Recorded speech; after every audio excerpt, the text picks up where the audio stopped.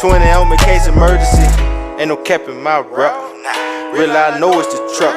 More profit mean extra. Emerald white out full of pressure. That cereal milk smoking right. But that Obama rent some special. Kansas City, I'm a chief. Shout out to K5 on new one. Country thuggin', I was hustling. I always had it on me. Booming like OJ the Juice. Till a nigga told on me. From now on, it's relentless. Ain't no love, we ain't friendly. If she want me on him. No the law, she get the business. No the law, still the motto. Empire.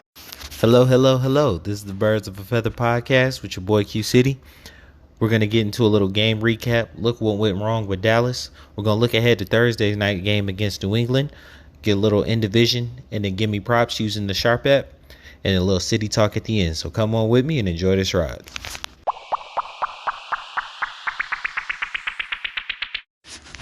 All right, you guys. That was an abomination. That was a terrible game. Dallas whooped us up and down the field. It was like we weren't prepared. It's like we weren't there. It was bad. It was bad. It was hard to watch, and I made it my job to watch because you're not only a fan when it's good. You gotta take the L's too. And I finished that game all the way out, and it was rough. It was rough. Dallas got everything they wanted. They made sure that we knew that they knew that we knew they were the better team. They were hyped. They were playing off emotion.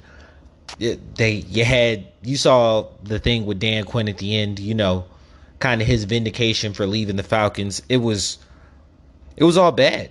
We had nothing for him all day. You want to get into the recap? Dallas gets the ball. They go down. They score a touchdown. I wrote down in the notes that Atlanta was playing a very soft zone. And I'm going to get to Dean Pease at the end of this. I've got a whole section designed to just raise some questions about his coaching acumen that I've seen personally over him just being in the league over the past 14, 15 years. But Dallas goes down. They score a touchdown very quickly, drive the length of the field. Now, this is nothing new. Atlanta has been giving up long drives all year long. This has been a problem for going on 4 games now. You know what I'm saying? It cost us at the end of the Washington game, and since then, we've been allowing long drives. Atlanta comes out. They go 8 plays, 58 yards. They get a field goal. If it sounds like I'm rushing through this, it's because, kind of like I was saying last week with Dallas, that there's not much you can get from a game like that gets out of hand real quick. I want to get to the snowball effect about where this game turned for us and got out of hand, because it got to a point to where I was talking to my wife and I was like, games like this are kind of hard to critique. And she was like, because she was like, you're not writing as many notes, or you said they're losing. Like, it's not about them losing. It's hard to critique a game like this, just like it's hard to commentate a game like this, because at a certain point, you're not playing football anymore. You're just playing not to get hurt, to get out of there. You know what I'm saying? Maybe if you're on the losing side, you want to work on some stuff moving forward for next week. But it's not anything within the flow of the game. It's not any real play calling. It's not any situational awareness. Once the game snowballs and is out of hand, it's truly just like, hey, can we get out of here without people being injured? So Atlanta goes down 58 yards. They hit a field goal. It's 7-3 at this point. Dallas gets the ball. Grady makes 2 really good plays. So at this point, we're still very much in the game. Grady makes 2 very good plays. Dallas gets a penalty. They punt the ball to us. On this drive, I feel like this is where the situational awareness as a coach can be questioned, because we are on our own 32, which is a 49-yard field goal, about a 50. It was either 32 or 34, so it was between 49 and 51 yards in field goal. This is not to, mansplain anything. It's just kind of like a point of reference when you're looking at field position. Add 17 yards to wherever you are. That's a field goal. The 10 yards at the end zone, 7 yards for the holder and snapper. 17 yards. So if you're on the 32, you're looking at a 49-yard field goal. It's under 50. You have a guy who just hit a game winner the previous week. just hit you a game winner. And I think under 50, well, he had one miss. He's had one miss all year, but obviously under 50, he's been perfect. And you choose that you're not going to hit the 49-yard field goal. You're not even going to attempt the 49-yard field goal and put you at a point to where it's 7-6. Now, keep in mind, I understand Dallas had the long drive and you felt like they were moving the ball consistently on you. That's fine. I get that. I understand that. But you were coaching so scared in that moment that Dallas's offense was going to take off that you went broke trying to chase the big thing, not realizing that you'll never go broke taking a profit. Had it been 7-6, the whole outcome of the game changes, even if Dallas does what they do and go down and scores a touchdown. Because even still, it's a one possession game. How you coach, how you tackle, how you throw the ball, run the ball, block, how you do anything. We're humans. It's humans playing this game. If it's a one possession game, I'm locked in. I'm focused. I'm on my assignments. I'm going to drive and hold that block a little longer. I'm going to make sure I'm extra sharp on this cut. If it's a two possession game, we're fighting back and I'm pressing. I'm not focused on execution as much as I'm focused on, I got to make the play. And that's what you saw right after this possession. This was the turning point of the game. This is when the snowball started. So just like a little business acumen, you read Warren Buffett's book, The Snowball, right?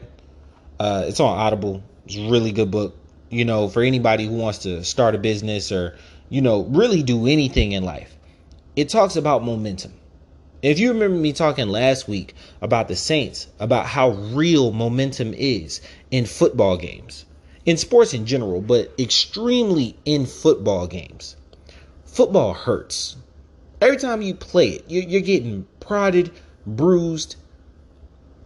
Chemically, when the good things happen and, that dopamine hits your brain, you are less averse to pain. You're able to push through stuff. You have that willpower, that fight. And then you have people behind you cheering you on. Progress is a function of motivation. Once people are pushing you and cheering you on, and you're getting those dopamine factor going by, hey, we are truly dominating these people. And everything you seem to do is working properly. And all the plays that you call, you seem like a genius. This is snowball. This is that momentum effect that's happening, that's taking places. And in basketball, it's easy to call a timeout to stop that momentum, to stop that force. In football, you got to rely on somebody to make a play. You have to come up either on the sideline or on the field with something that's going to stop this tidal wave of emotion and drive and determination coming at you. You have to stand and look at that tsunami and find a way to say, okay, we got to stop this. And we've shown in back-to-back weeks that we can't. It's like I said last week, Mike Davis fumbled the ball. You hit Patterson up the sideline, but Mike Davis fumbled the ball when you ran it. It's like they're not ready for that moment. They don't know how to deal with the pressure of being on the other side of momentum. When I look at us, we failed at complementary football this week. Dallas gets the ball after that failed fourth down. They score a touchdown. Long drive, 68-yard drive. They convert on fourth down where we failed on fourth down. On that very drive. They go for it on 4th and 2. They convert it. They go down. They score a touchdown. It's 14-3. It's a two-possession game now. When you come out right then, you're playing desperate. And it was very obvious that you were playing desperate because you didn't run the ball once. Granted, you weren't getting much because Michael Parsons was having just an amazing day. 2.5 sacks, 4 for loss. He was just a monster today. You don't run the ball. You allow their best player to tee off on your right tackle. You go 3 and out. Dallas comes back, gets the ball, drives the length of the field in 2 big plays. You get him to 4th down. He rolls out. Fowler pushes him out the pocket. He rolls to his right, hits Cooper on a corner route on like the 2-yard line. And I was mad at Fabian Moreau on that play because it looked like it was a cover 3 concept. When you look at it again, they brought the safety down. It was a 1 high safety look, and he was rotating toward the middle of the field because our safety Harris got beat. So he thought Dak had seen the middle of the field that was wide open. So he's following the tight end down the middle of the field, allows Cooper to go to the edge, and Dak rolls out to that side. So it's like, damned if you do, damned if you didn't. You were just wrong in that play altogether. I consider it a bad defensive call in that look because why are you running 1 high safety in that moment? Why? And it's because you switch up your red zone looks as much as you do. But that's neither. We'll get to that point. It's 21-3 at this point after Zeke powers it in. You come out and then immediately go 3 and out. But here's the part that messed us up. At this point in time, you're about to hit the 2-minute warning. You throw the ball 3 consecutive times, so you don't even get to the 2-minute warning. Dallas gets the ball. They have a big pass over the middle, then they have a touchdown pass to Lamb.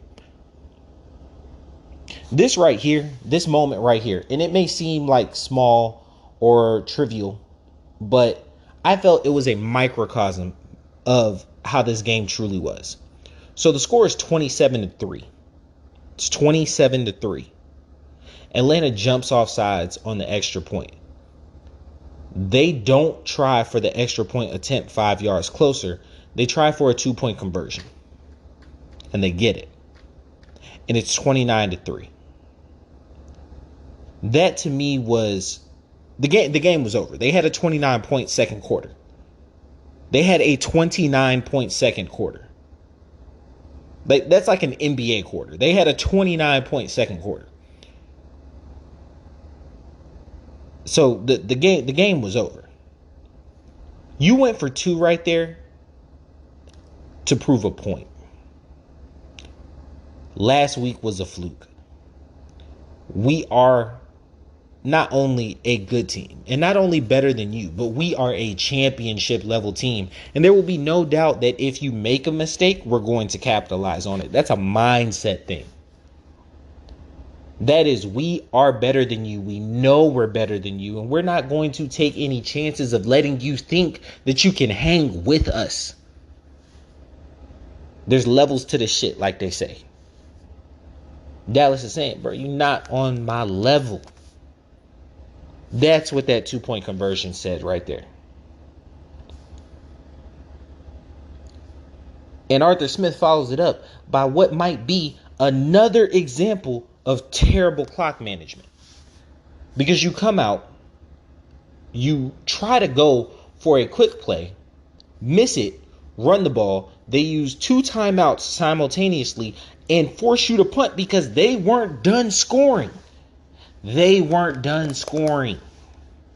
In the first half, they were not done scoring. And you knew at this point they were trying to make a point. And instead of running the ball on 4th down because they only had 2 timeouts at that point in time, and then being able to possibly punt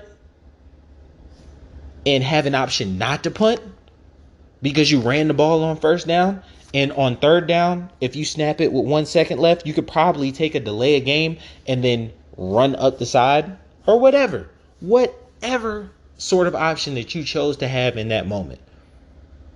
You ran a quick play on 1st down like you were going to score. When you're in strictly passing situations, they've been teeing off on you for the past 15 minutes. You run a quick play on 1st down that you miss and then run the ball twice. And then you line up to punt, and Dallas gets to your punt and score a touchdown. Bad play calling cost you 14 points in the back half. 15 points, my bad. They went for 2.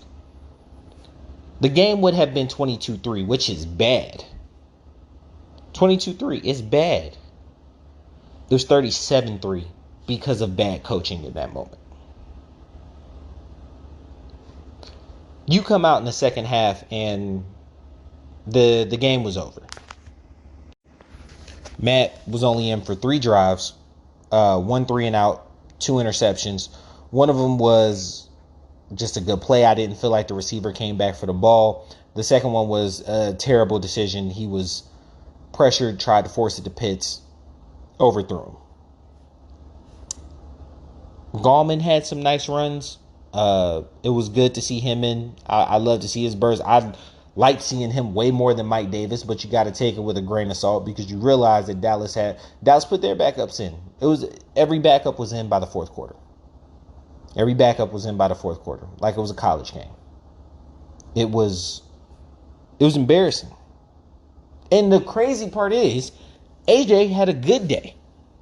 AJ had a good day, and I was disappointed with his day. Because on 4 targets, he allowed 1 catch for 3 yards. AJ didn't travel, and that bothered me today. AJ stayed on the right side all day. He did not travel today. If you are that dog, if you are that man, you line up on their number 1 and you take him out the game. Jalen Ramsey don't run from Devontae Adams. If you remember the NFC divisional game last year, where the Packers are on the goal line, Jalen and Devontae are on the left side.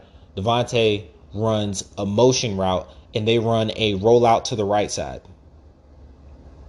And Devontae ends up getting on the touchdown, and you see Jalen jumping up and down, screaming and pointing because he was asking the corner to move over. Jalen said after the game that he got that one, and that's on me because I didn't go with him. If you are that true corner, you travel. Yes, you have that whole, I shut down this side, I make it an island. But certain games, certain players, especially when you know Dallas's receiving core, you pick a guy, you stick him, and you say, wherever you line up on the field, I'm lining up across from you, and I'm taking you out of the game. I'm taking you out of the game. And if that's not part of Dean P's defense, we need to reconsider how you're calling the defense, because it is very simple to have a man concept within the zone so that you can always have this person accounted for. And unless they line up in a super funky formation because they see what you're doing, you can stick to that for a good part of the day. Dallas didn't call nothing crazy. Kellen Moore had a super basic offensive plan. I saw absolutely nothing today offensively on Dallas that made me go, wow. Oh, that was interesting. That was new. That was good motion. That was a great route concept. Nothing. Line up 11, 12 personnel. I got 3 wide receivers on the field. They're better than, like, at worst, my 2 wide receivers are better than your second and third corner. If not all 3 wide receivers better than your corners. Tight end barely got involved. Zeke can go wherever he wants. Pollard didn't really have a great day until he came in towards the end. And then they even tried to get away from him at the end. I forget the guy's name they brought in. But no, they just lined up and said, we're better than you. The coaching staff, part of being a coach isn't necessarily being the head coach. Isn't necessarily what you do in your own job. Because Arthur Smith is our play caller. You know, he's an offensive mind. He's an offensive coach. So like our offensive coordinator, Dave Ragoni, like he's an OC in name. He's not like he doesn't do anything really outside of help implement the play styles, the plays, and have their own styles. It's kind of the same knock that what's his name, Airbnb gets in Kansas City, because Andy Reid calls the plays. You know what I'm saying? So like, yeah, you're the offensive coordinator, but like, how much say so do you honestly have within this game plan? And you don't know the flow of calling a game because the head coach is doing it. So if you're an offensive head coach, your offensive coordinator doesn't overly matter. Your quarterbacks, tight end coaches, you're going to have guys that you trust and have been around. Your big thing, your big hire is who you're going to hire as a defensive coordinator, because that is your weak side of the ball. You get people around you that accent your flaws. You get a great defensive coordinator. And I'm not going to lie, Dean Pease at one point in time in this league was a great defensive coordinator. He is not anymore. And part of it I thought was just like personnel, because Atlanta does lack in personnel. You've heard me talk about, the scale that I have for players and how a good part of Atlanta's defensive backfield is like unplayable in my eyes.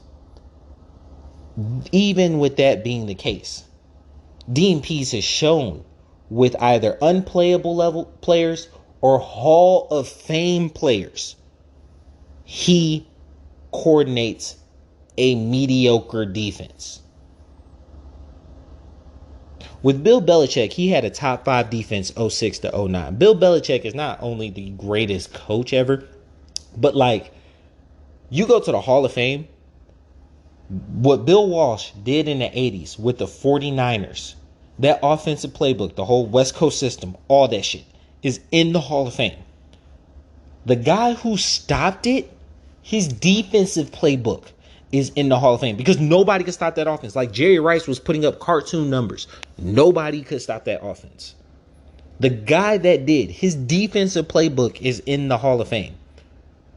That guy is Bill Belichick. Like, he won 2 with the Giants. Like, those, Parcells was the head coach. Bill was the defensive coordinator for those teams. He is the greatest defensive mind.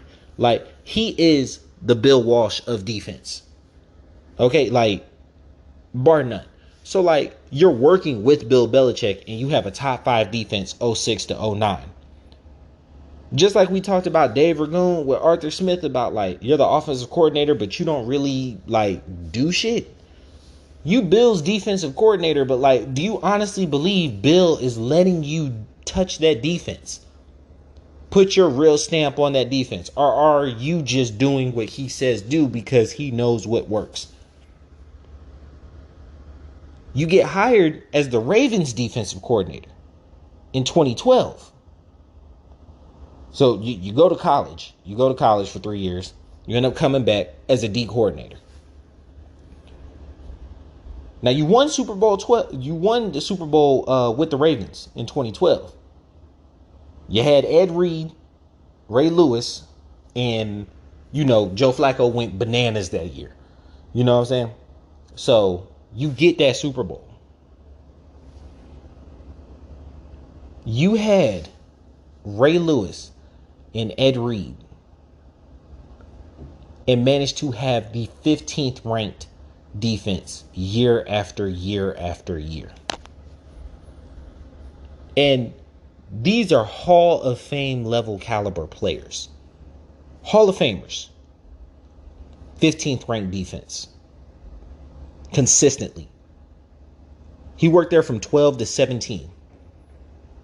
5 years on average, 15th ranked. And the Ravens have always had a pass rush. Off a year, then he goes to Tennessee.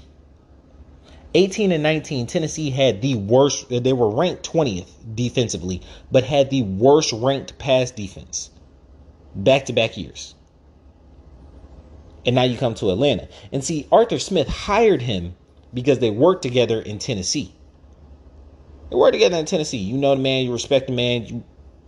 I love how you coach defense. I don't have to teach you my idiosyncrasies. We ain't got to learn nothing about each other. I know how you work, I respect it. You know how I work, you respect it. So yeah, man, come quarterback my defense for me. Turn these boys around. Dean Pease is 72 years old. And that's not like ageism or anything. Football is played differently now. Football is called differently defensively. Not only are your schemes outdated, and what you're asking players to do is no longer working, but you are actively the head of some of the worst pass defenses in a passing league. In a passing league. The league is predicated upon the quarterback passing the ball, and you are the worst guy at stopping that. Consistently, you're showing that you are the worst guy at stopping that. How can we continue doing this? There has to be a change.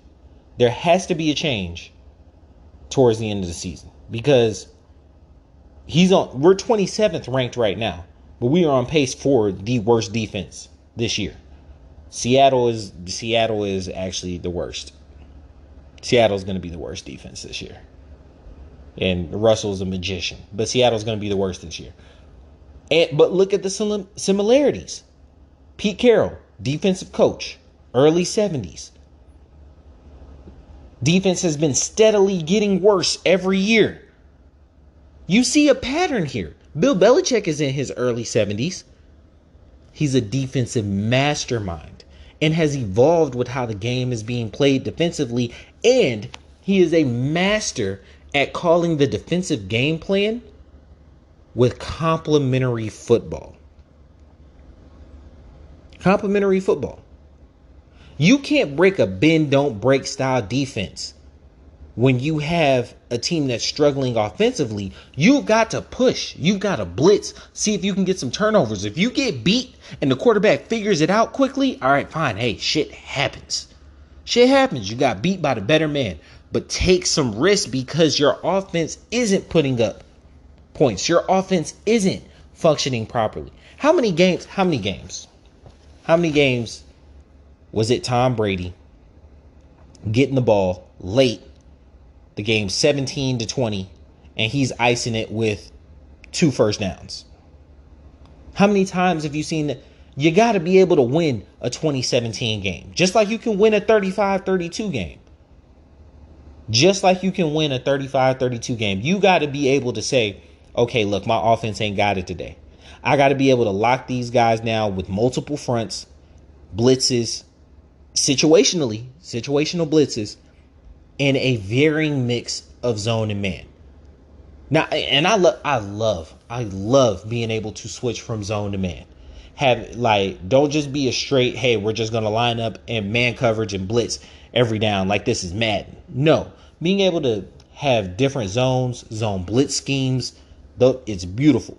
It's beautiful to have.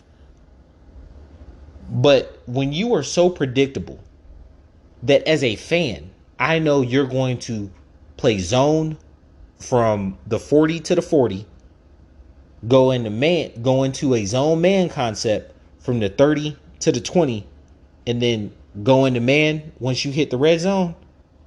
As a fan, I know that. You got to change up your defensive philosophies. Sorely change up your defensive philosophies. It is hard for me sitting on the couch to call offense. To call offensive plays. Sometimes you look at it and you're like, oh, I know that's a run. Oh, I know that's a pass. Down, distance, formation, all that.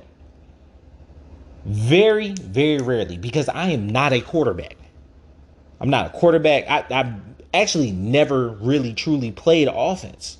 There's no way I should be able to look from the offensive perspective and know where to attack your defense by how you line up. I'm literally looking like, oh, this is a man concept, and all they about to do is take you up the sideline because you have no pass rush. And you're not calling like you have no pass rush. Your blitzes are so occasional, and you don't bring pressure from the secondary. You don't bring pressure from your secondary. You leave them out in coverage like coverage is their strong suit. It's wild to me. This game was bad in all types of ways, and I've gone on way longer than I needed to on it. So we got to flush it. We got to flush this one. And just like I said about Dallas's game against Denver last week, shit happens. You see it happen. You understand it. Let it go. Flush this one. Move on to next week. So next week, well, not really next week. Next play week starts on Thursday with the first game. Our national primetime game this week is against the New England Patriots. And as you heard about me talk about him on the last segment, Bill Belichick is a defensive genius. He hates the Browns because of his history with the Browns and the Jets. And so he put it on them a little bit. You know what I'm saying? If you actually watch the game, they scored 14 in the fourth, and that was totally unnecessary. It was all backups by the fourth quarter. The game was really 31-7, but it ended 45-7. Even though 31-7 is a beatdown. He confused Baker. Like I said, he's a defensive genius. You know, like Matt, it's a reason Matt's never beat him. And the only player coach combination that actually gave him trouble like consistently was Tony Dungy and Peyton. You know what I'm saying? But if you look at the offensive coordinator for that was not Bruce Arians. Tom Moore. Peyton Manning, Tom Moore, and Matt Ryan and Kyle Shanahan. Actually, Shanahan, when he was with Denver, Mike, Big Shanahan, gave him fits. Gave his team the business. Beat Tom in the playoffs multiple times. And not too many teams can say that. When you look at what he brings to the table defensively, it's going to be very hard to get past. But they are starting a rookie quarterback, who, by the way, has been playing awesome. Runaway rookie of the year. Like, it's not even a question. Kind of like last week, very hard to get a lot from this game. You know what I'm saying? Like, if you look at it, they just hit him with a tsunami of players. The Baker imploded upon himself and he was hurt. But if you look at him at 100%, and this is not boosting Baker up or trying to tear Matt down, but if you look at him physically, tool wise, from his like when he's 100% healthy, he has a better arm than Matt, but like mobily, they're the same player. Matt is quote unquote sneaky athletic, and Baker is not as athletic as he thinks. Mobility wise, they're about the same. Baker is way better throwing on the run, and I think that gets him in more trouble because Matt is more of a stationary pocket passer and likes to deliver his strikes from the pocket. His movement, his throwing on the run leaves a lot to be desired. But looking at Mac Jones is basically just a young Matt Ryan in terms of arm strength, quote unquote mobility. The part I feel he separates himself from Matt, one, you have a much, much better coach. Josh McDaniels is better than any offensive coordinator Matt has had, maybe except Shanahan, but you know, like McDaniels has the rings, so I would probably take McDaniels over Shanahan. But yeah, one, he has much, much better coaching. But then two is his understanding of where the ball needs to go with subpar talent is showing you that if and when he gets upper echelon talent, he's going to put up some ridiculous numbers. Matt's ball placement, sometimes it leaves a bit to be desired. You know what I'm saying? In terms of, he throws the ball like Chris Paul assist. And if you're a basketball head, you know what I mean. Chris Paul will hold the ball in a 24-second shot clock to 22 seconds and then pass it to you in the corner in a spot to where you can't make any moves. You can't dribble, nothing. It's the ball's here. I need to shoot. Matt Ryan holds the ball and then delivers it in places to where this is going to be a completion. You're not going to be able to run after it or make too many moves. This is going to be a completion. And it racks up his numbers, but like it gives you that feeling of like you need 8 yards and Matt gets you 7, you know, and it consistently happens. Belichick is really good at adjustments. And when you see him go into the second half, you know he's about to bring some crazy-ish out on the second half. That beautiful mind stuff. And you know it because like he's lost multiple defensive coordinators. Dean Pease, I was just talking about that worked with him. Brian Flores down in Miami. That dumpster fire in Detroit, Matt Patricia.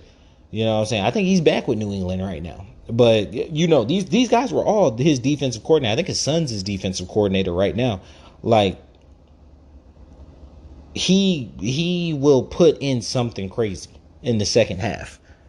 You just got to hope it's a close game. Because whatever weakness you have exploited, he is going to drill down on it. Now, our last time playing them, we went up to New England and Julio had that snatch away touchdown. But those were our only points of the game. That's when we had Steve Sarkisian and this man ran a jet sweep on the 1 yard line. Just trash. But no, they're coming down here, and this should be a good, competitive, close game. It should be. I'm looking forward to a much more competitive game on both ends, because after watching the Falcons just get destroyed by Dallas, it was very hard to go watch this game and try to get anything from it when it's like, oh great, another beatdown. So looking forward to Thursday.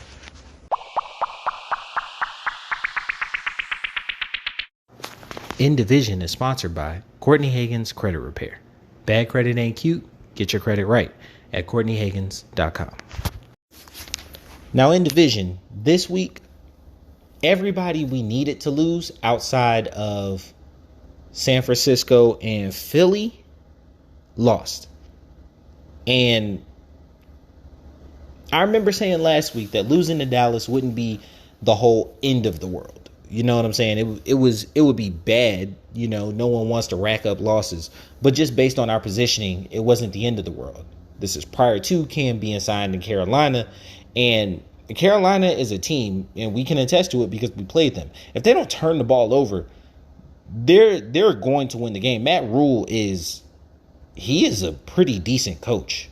Like watching him, he's got that thing pretty buttoned up. And if they don't turn the ball over, like Sam Darnold doesn't explode and implode, and he might not be back this year, which means Cam might be starting for them, and you get that New England version of Cam to where I'm going to run the ball and make short, efficient passes, Carolina could turn to be very dangerous at this point in the year. So, leading our division, you got the Bucks. They lost to the Washington football team. They're 6-3. The Saints lost to Tennessee, so they're 5-4. The Panthers won. They beat Arizona. They're 5-5, and we lost. The 1 seed has moved with Arizona losing right then. They and Green Bay got the same record. Green Bay got the head-to-head. So Green Bay beat Seattle. They're 8-2. They're the 1 seed right now. Arizona at the 2 seed. Dallas, you know, obviously they beat us. They're in the 3 spot. And then Tampa's in the 4 spot. The Rams, who just lost to San Fran, are in the 5 spot at 7-3. It feels like every time Arizona like stumbles and gives them a chance to come up, like the Rams just fumble the bag, bro. Like they just be like, can't do it. You know what I'm saying? Like, but the NFC West, whoever, you know, outside of the Rams and the Cardinals doesn't win the division will get the 5 spot. The 6 spot is the Saints right now at 5-4. They're a half game above the Panthers in the 7 spot at 5-5. We're tied with two other teams, the Vikings and the 49ers, at 4-5. But we're actually the last in that bunch because all 5 of our losses are NFC losses. Our conference record is terrible. All 5 of our losses are NFC losses. We went 1-3 against the NFC East. And that might be the worst division in football. The only team we beat out of that division was the Giants. Philly is right behind us. They're half game behind us because they're 4-6. You know, they already played their 10th game. I think they're on a bye next week. Then you got Washington football team, the Giants, and Chicago at 3 wins, and Detroit. They tied. They did not lose. They are not 0-9. They are 0-8-1. They tied. Najee Harris was like, "Oh, I didn't even know you could tie." And like, I think sometimes we kind of like expect football players to like be like football savants in terms of like rules and stuff, but like some of them are just like really good at football. You know what I'm saying? And like, bro, this ain't my whole life. Like, this is just what I do. You know, like it's work, it's a job. You know, but it's always interesting because I think Donovan McNabb said the same thing. I know a couple coaches have said like, bro, I didn't know you could tie. Like, but it feels like once every year. I know last year Pittsburgh tied. They either tied or lost to somebody. Washington football team. They lost. It was a couple years ago. Pittsburgh tied. And it's like, hey man, ties happen. It's always kind of a weird feeling. Hopefully we're not a part of it this year.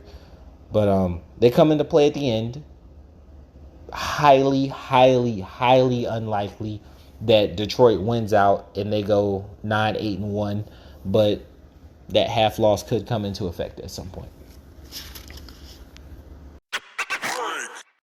All right, now on to my favorite portion, the betting portion. Give me props.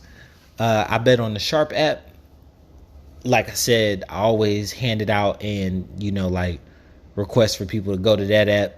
It gives you everything. You know what I'm saying? It gives you all the stats and the backings. It's got articles on it.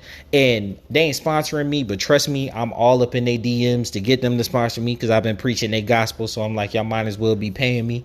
But so nah, I ain't no paid endorser or nothing. I feel like it's a better app than, you know, like FanDuel or DraftKings or anything like that. So that's why I always say, like, I'm betting on the Sharp app.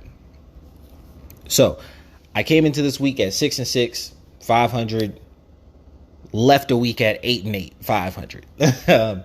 My 4 bets for last week, I had Zacchaeus with the over at 24.5.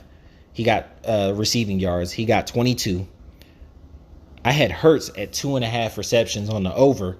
I thought he was going to get at least 3. He had 0, but like we were out of the game very, very early. And the fact that he had 0 receptions is in direct correlation to the next stat. Matt, 24.5 completions. I took the under. He had 9 completions. He was 9 of 21 for 117 and 2 interceptions. That shit was bad. That shit was terrible. His QBR was like 7. It was disgusting. Won me that bet though. So you know you got to take your dubs with the L's. And then Mike Davis under 53.5 receiving and rushing yards. He had 14. And if you remember that one, I was like, yo, this is the easiest lock out of this whole thing because Mike Davis is not a good player. He's not a good player. He is not to be honest, he's not too much a playable player anymore. And I seriously consider Gallman should be looked at and considered to start taking some carries away because, you know, obviously Cordell is the lead back, but we need him in a receiver role right now. And Mike Davis, he ain't it. He is not it in any way, shape, or form. So I went 2-2 this week, 8-8, 500 for the year.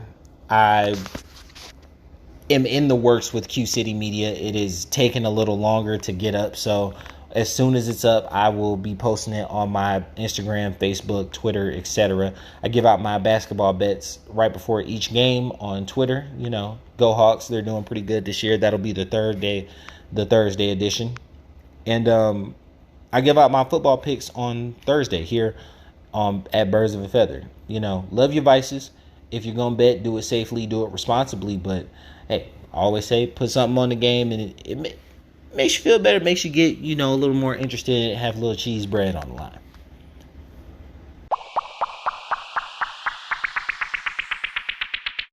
All right, y'all. Now on to City Talk.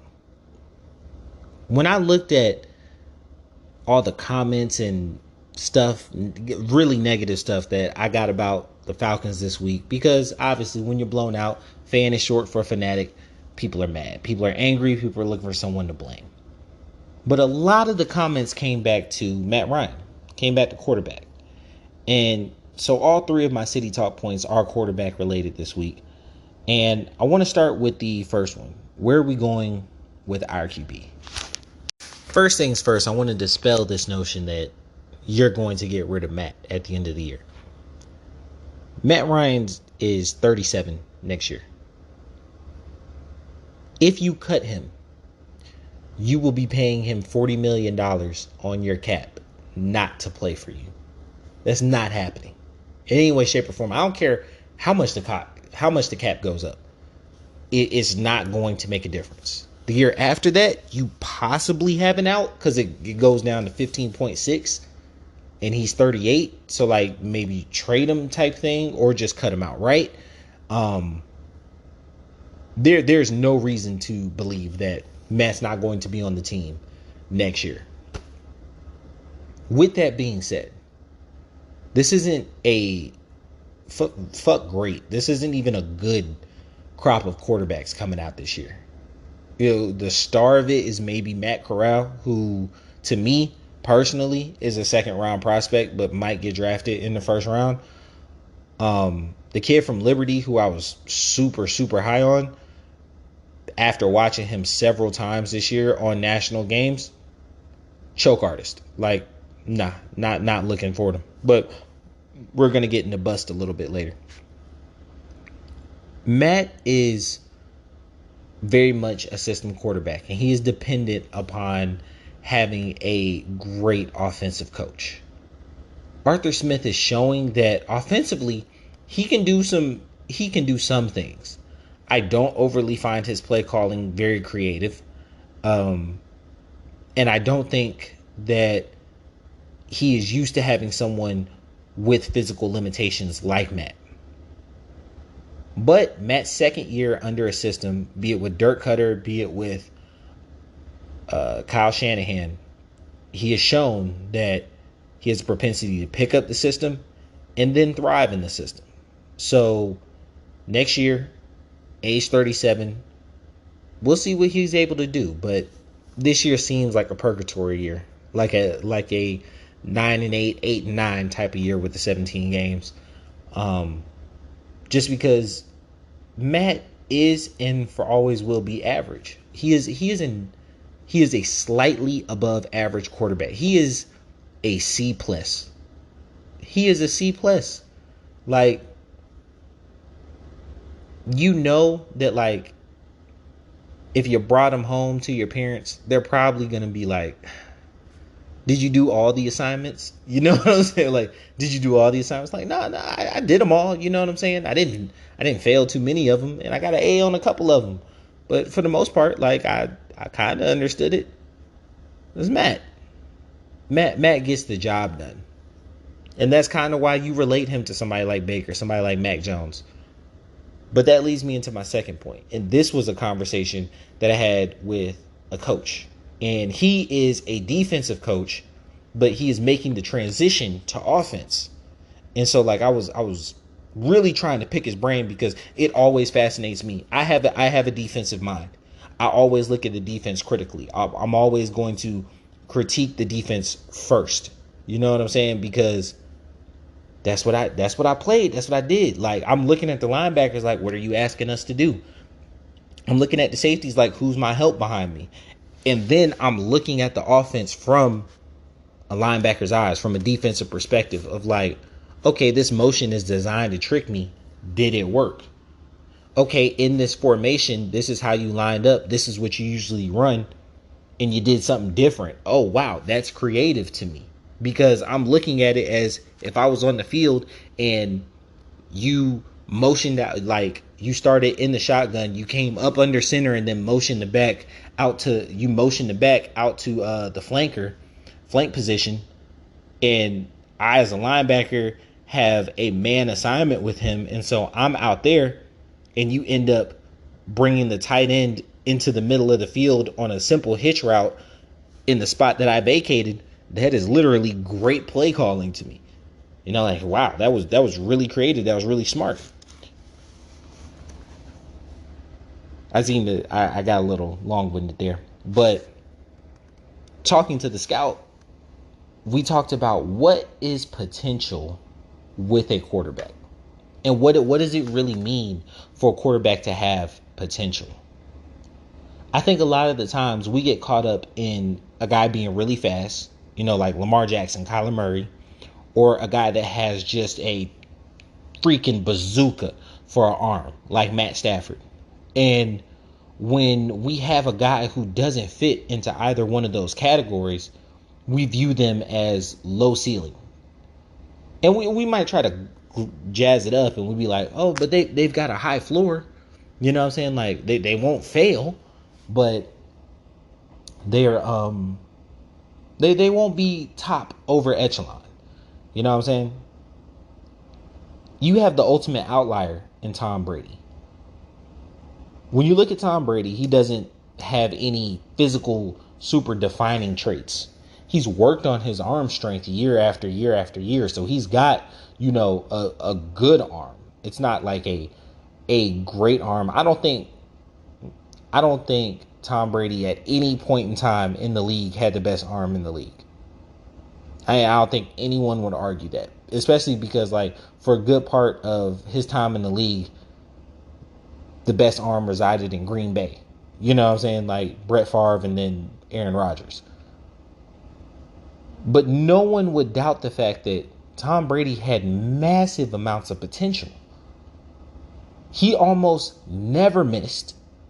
He was extremely dedicated and studious. And after really thinking about it and listening to this guy, one of the traits that he defined as a quarterback having massive amounts of potential was the ability to take snapshots, like look at what you're reading, understand it, and then act upon it, like implement it instantaneously. He was like, it doesn't matter. Like if you have a good enough arm to play in the NFL, that's all you need. Like you'll need like a cannon, you know what I'm saying? And you can't work with a powder puff arm. You know what I'm saying? Like you need to be able to have the requisite arm strength. But if you have the requisite arm strength, it really just comes down to, can you diagnose what's being shown to you? Because every defense has weaknesses. Every single defense has weaknesses. You've got to be able to diagnose it quick, understand where the pressure is coming from, and then let it fly, let it rip, let it go quickly. Like understand what's coming, understand where you got to go, and let it go quickly. I think how we got to start defining potential is, once you recognize what's going wrong, how to get out of it. And once we start looking at it from that lens, you just understand that, like, Lamar, Kyler, they see the picture. They may not know the answer, but they know how to get out of there. Justin Fields, they know how to get out of there. So, like, you give me a little more time on the test. You give me a little more time on the test. Or I might Christmas tree it and get it right. You know what I'm saying? That's that 6-yard gain on 3rd and 4 because the play broke down and I just took off.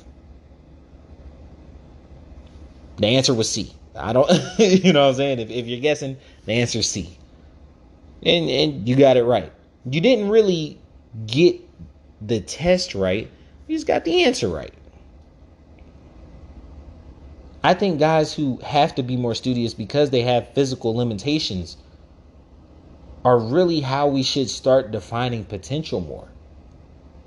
Because when I look at Mac Jones, I feel like Mac Jones has gobs of potential. And he can't move a lick. You see him dicing defenses up and understanding where coverages are going and where pressure's coming from. And your thought is he's only going to get better at that. With Lamar, with Kyler, with Cam, the question is always about what's going to happen when they get slower. And some of it, racial undertones and maybe making a slight at, their mental capacities. But I remember the same thing being said about Johnny Manziel and Baker, that neither one of them were athletic enough to get away with the stuff that they did in college. When I look at this crop of quarterbacks this year, I don't see gobs of potential because they're college athletic. They're athletic in college. None of them have what I would consider above average arm. I would consider Matt Ryan to have an average NFL arm. Maybe slightly above average, just like him. Slightly above average, C+ arm. Matt Corral, I feel like he has a B arm. My dude from Liberty, I feel like he's got a B arm. Spencer Rattler, I feel like he had an A arm. A- type of arm, but hell, you can't even secure the starting job. But I don't see any of them being real studious type of break the defense down type of guys. They're usually like running around in the dirt and make it happen. And so I think redefining what potential is for the quarterback position might go a long way into shaping what the third topic is. And the third topic is about quarterback bust. Seeing Josh Rosen reminded me that he is in conversation with Jamarcus Russell. And I don't know if people just are trying to forget it or gloss over it. He was the 10th pick in the draft. And I will always remember him being the 10th pick because his first interview, he said, the teams ahead of me made 9 mistakes. The teams ahead of me made 9 mistakes. This man was the 10th pick in the draft. Kyler Murray is in Arizona right now because of this man. Because of this man. They had a 3-13 year, but he went 1-12, I think. And John Skelton started the other couple games. He was terrible. And then seeing him today, and I was thinking hey, maybe it's like Tommy Maddox. You know what I'm saying? Was overwhelmed at first, came back after a couple years and kind of put it all together. No. Dude's like a total mouth breather. And he is incredibly smart. He is incredibly intelligent. And it just goes to show that real intelligence and football intelligence is two totally different things. He cannot diagnose it. He can't make the snapshot and diagnose, okay, I've got to go here with the ball. His interception, I thought Troy was going to have a hemorrhage inside the booth because he was like, why would he throw that?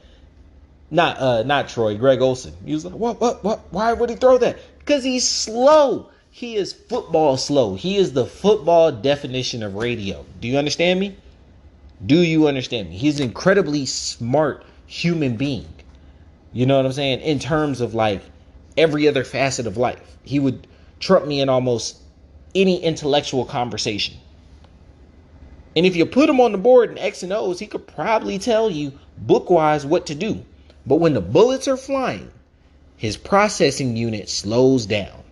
And it causes him to make just really crappy decisions. He is one of the biggest busts of all time. I'm gonna just go 2010 because I don't want to turn this into an all-time thing. But just from this past decade, 2010, You got Christian Ponder for the Vikings. Like him, it's hard to call him a bust because like he just couldn't stay healthy. You know what I'm saying? Like he was slight in frame a lot, and that's what scares me about Matt Corral too, because he was a runner. Christian Ponder was a runner in college. You know what I'm saying? Same like Matt Corral. Is that like I'm gonna run around the dirt and make a play? That doesn't fly. It does not fly in the NFL. You got Tim Tebow, who had the body and build for the NFL, but like his release was too slow. Couldn't get the ball out. He's a great college player. He could not get the ball out. Sam Bradford was hurt all the time. Jake Locker. Oh, no. Okay, Jake Locker was from Washington. Jake Locker was the one from Washington that was constantly hurt. Christian Ponder just sucked. Yeah, nah. He was for the Vikings. Christian Ponder was for the Vikings. He was just trash. Jake Locker went to the Tennessee Titans and could never stay healthy. He could never stay healthy. Like, I want to say at one point he like fucked up his kidney trying to run over somebody. Like, bro, this isn't college. This is not college. I mentioned Johnny Manziel. Like, he was a druggie. So like you can't really overly say like he couldn't have put it all together. He was just, the NFL life was just too much for him. EJ Manuel, terrible pick. And like he is the definition of what happens when a team understands very quickly that like, yo, we made a mistake. Like, he didn't even really truly get a chance to start in Buffalo before they were like, yeah, no, you're not it. I see guys like this, and it really makes me wonder about what definable characteristics do we really care about in quarterbacks? Because it's all mentality. If you're good enough to play in the NFL, you're good enough to succeed in the NFL. But like, you've really got to be able to see, diagnose, read the defense, and then attack the defense. And the guys who can do that, look at people like Taylor Heineke, undrafted free agent. And then you see someone like Matt Stafford, who's the first pick in the draft. You know what I'm saying? Like, they come in all shapes and sizes. But that particular ability is what you need to be seen as like have potential and be successful. All right, y'all.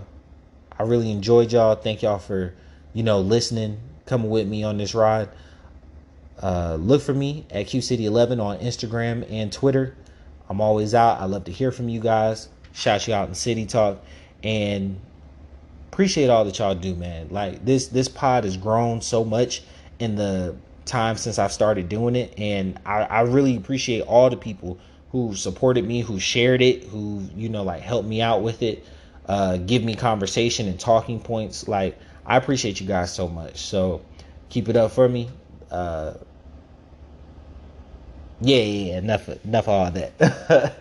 I'll catch y'all on Thursday. I am thinking, since the game is on Thursday, I'll release the pod a little early on Thursday, and then I will be releasing my game analysis Friday morning, because I'll stay up and watch the game, and then I'll be releasing my game analysis Friday morning, and then release the rest of the full pod on the net football pod next Tuesday. So let's go this week, you guys.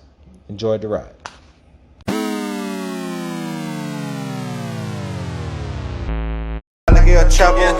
Looking like I hit the lotto.